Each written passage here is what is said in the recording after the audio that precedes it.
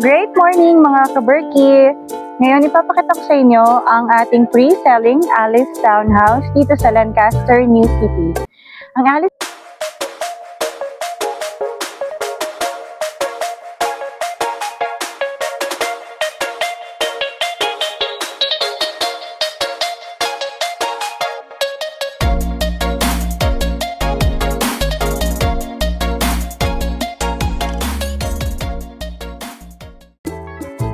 Townhouse ay may floor area na 40 square meters and ang ating pre-selling lote ngayon guys ay 50 square meters.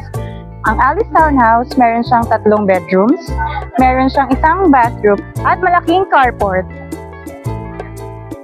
Pasukin natin ngayon yung as-is turnover ng Alice Townhouse.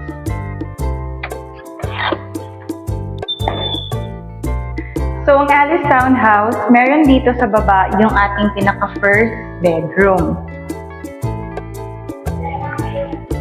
Ang kagandahan dito sa Alice Townhouse, kapag ito guys ay tinurn over na sa inyo, meron na tayong partitions, meron na tayong mga nakaayos na bukilya, and then meron na tayong paint, at pati yung mga saksakan naka-ready na yan. So guys, titirahan na lang talaga yung Alice Townhouse upon turnover. So, akyatin naman natin para makita natin yung 2 bedrooms at saka yung ating pinaka-toilet and bath. So, tara akyat tayo.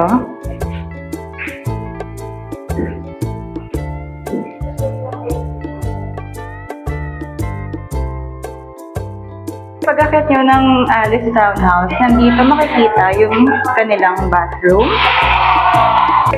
So, yung turnover guys, meron na siyang shower. Meron na tayong toilet bowl at saka lavatory. And then, naka-tiles na yung mismong CR upon turnover.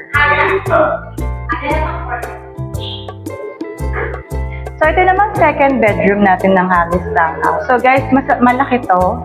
Tapos, same turnover. Meron na tayong partition. Meron tayong paint at saka ready na yung mga outlet natin na saksakan.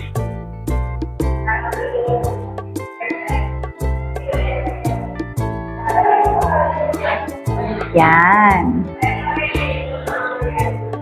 And then, puntahan na natin yung pinaka-master's bedroom. So guys, ito naman yung master's bedroom. And again, meron tayong partitions. Ready yung ating bukilya para sa saksakan. Ready na din yung mga outlet.